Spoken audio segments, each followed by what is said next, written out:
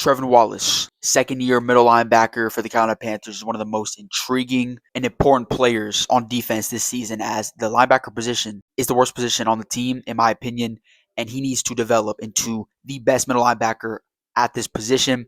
And I think he has a lot of traits, tools, and we drafted him last year in the third round because of a lot of those intriguing intangibles, tools, and traits that he does have. And in this video, I'm going to break down the film from his rookie season, break down the good, the bad, the ugly from every aspect of middle linebackers. Coverage, pressure, also stopping the run. I'm going to do that all in this video. So if you guys are new, make sure you like, subscribe, turn on post notifications. Training camp's coming up. I'm going to be giving y'all a bunch of content there day by day. That being said, let's get right into the film. The very first play I'll be breaking down from Trevin Wallace's rookie season is a man-on-man coverage play. And as you can see, everybody has their man.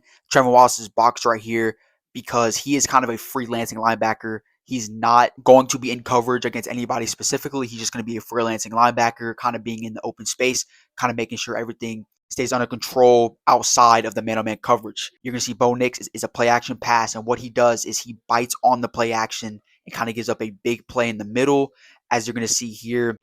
So you see Xavier Woods on Javonte Williams here on the bottom of the screen, and he's right there with Xavier Woods. He's kind of lost. He bites on the play action so hard. Xavier Woods gets off of Javonte Williams to the point where, see the middle of the space right there, middle of the field opens up for a big play to Cortland Sutton. Let's slow it down a little bit more. As you can see, Trevin Wallace not on man-to-man. Xavier Woods comes down because he's on Javonte Williams. He bites super hard, thinking it's a run play. Pause right there. Look at all that middle of the field right there open up.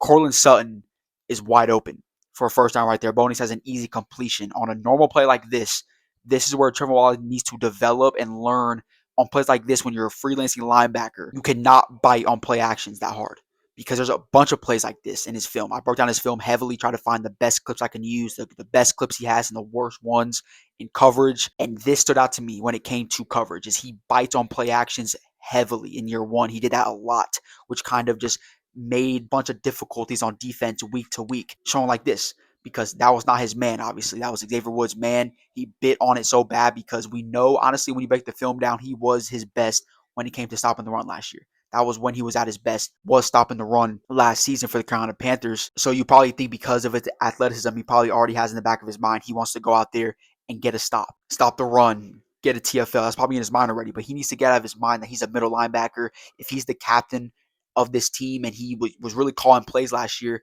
in the middle of the defense, he needs to be better and cannot make plays like this, because this is a big mistake.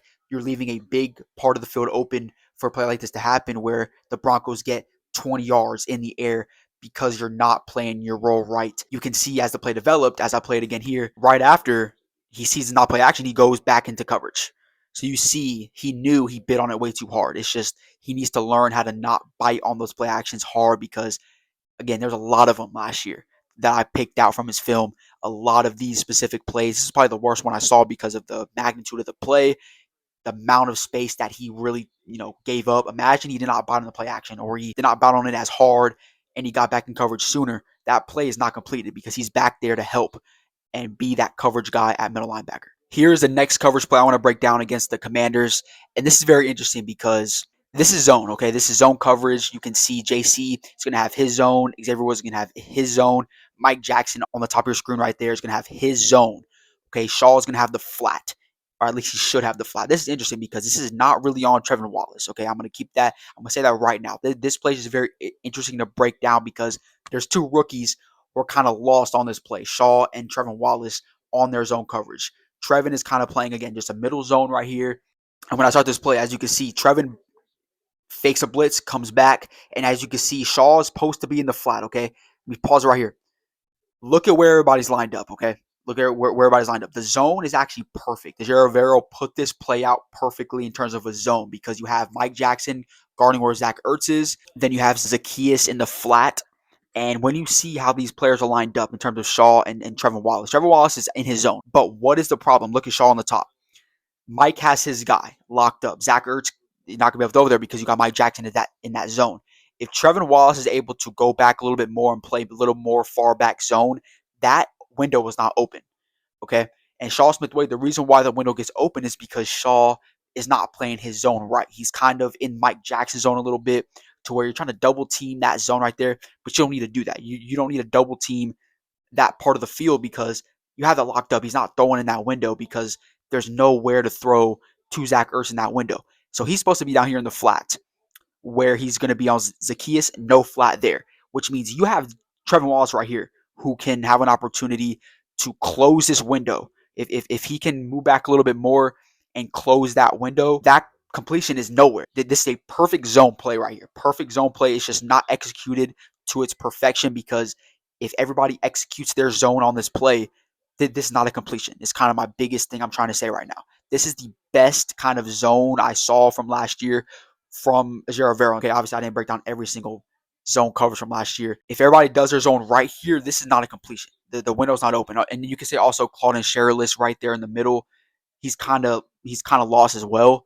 As you can see, he's kind of just playing in no man's land. This is not by any means a bad Trevin Wallace play. He's kind of doing what he can do in the zone he has. He's trying to keep Zacchaeus down there to where he doesn't get an easy flat.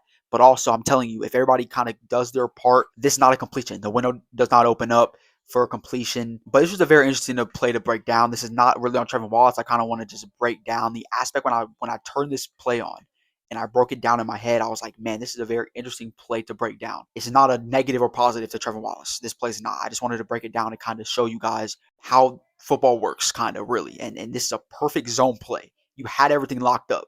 It was just not executed to its fullest on this play.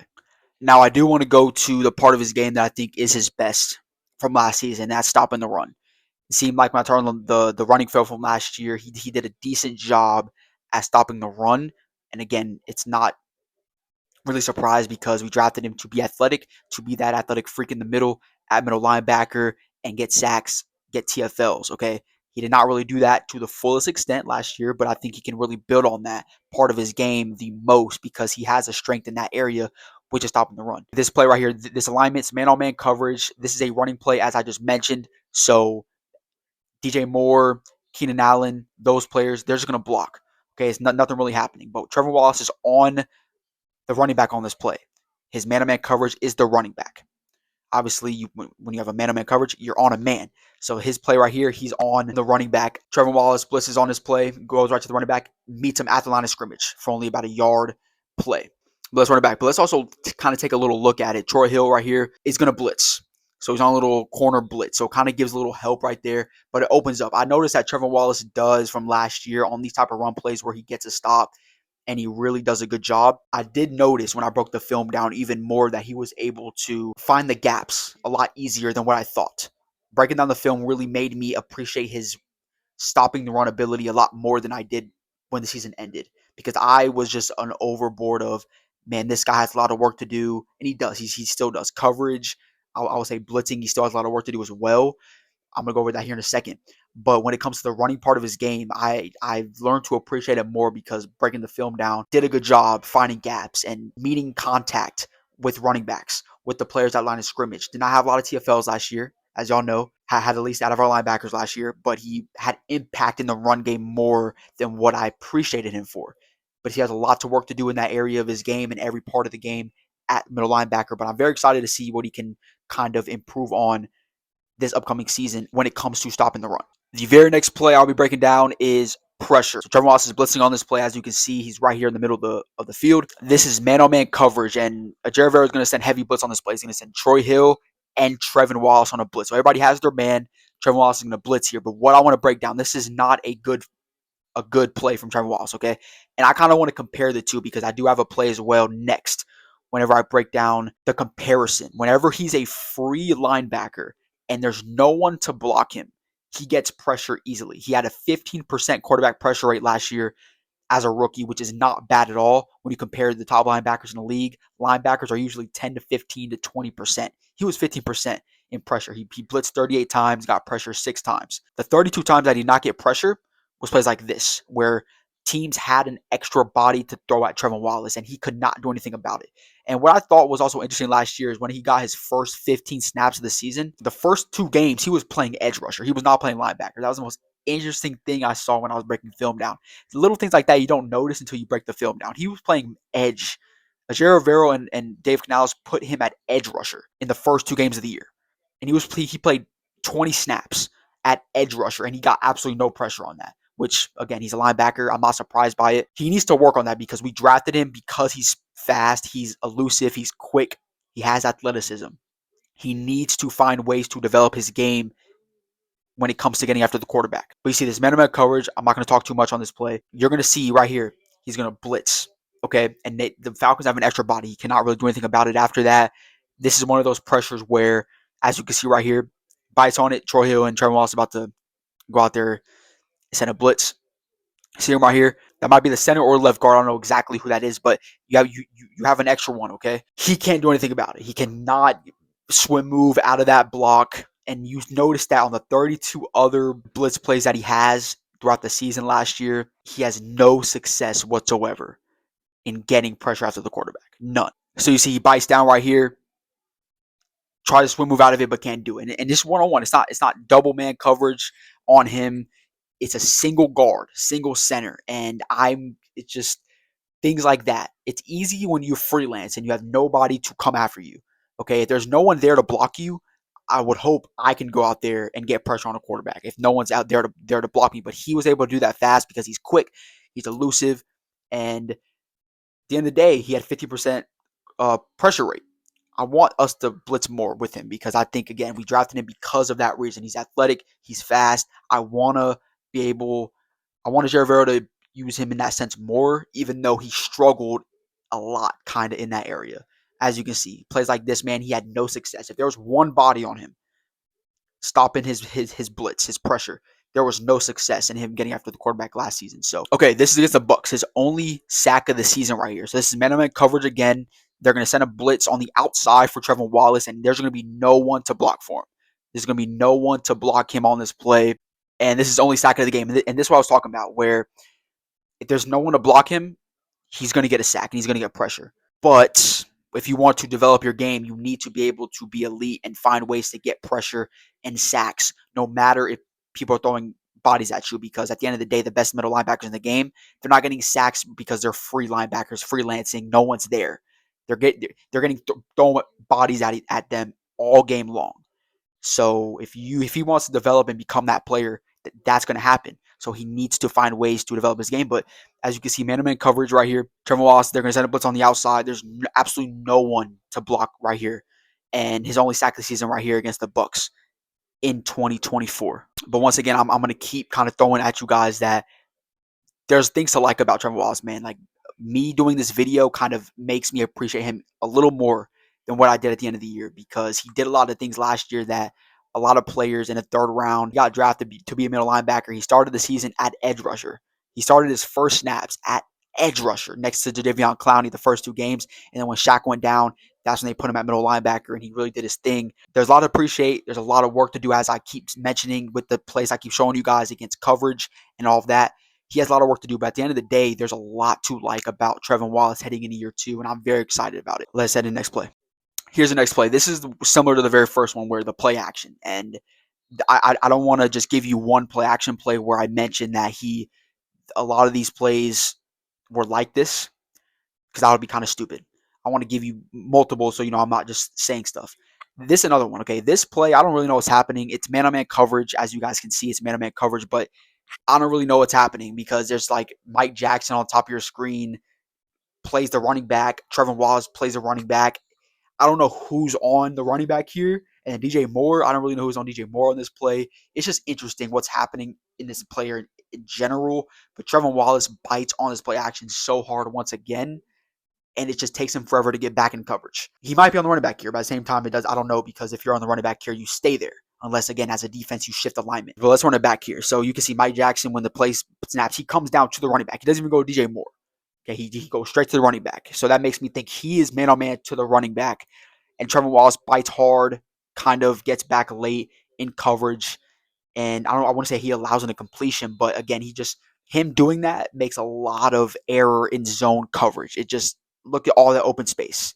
A lot of open space. Like, he makes an open space low key to where Caleb could have tried a big pass downfield to Cole Kmet right there, because of all the space that he allowed after biting on that play action pass. But that's kind of my second play I was kind of showing you guys when it comes to play action from last year, is that he bites on those really hard.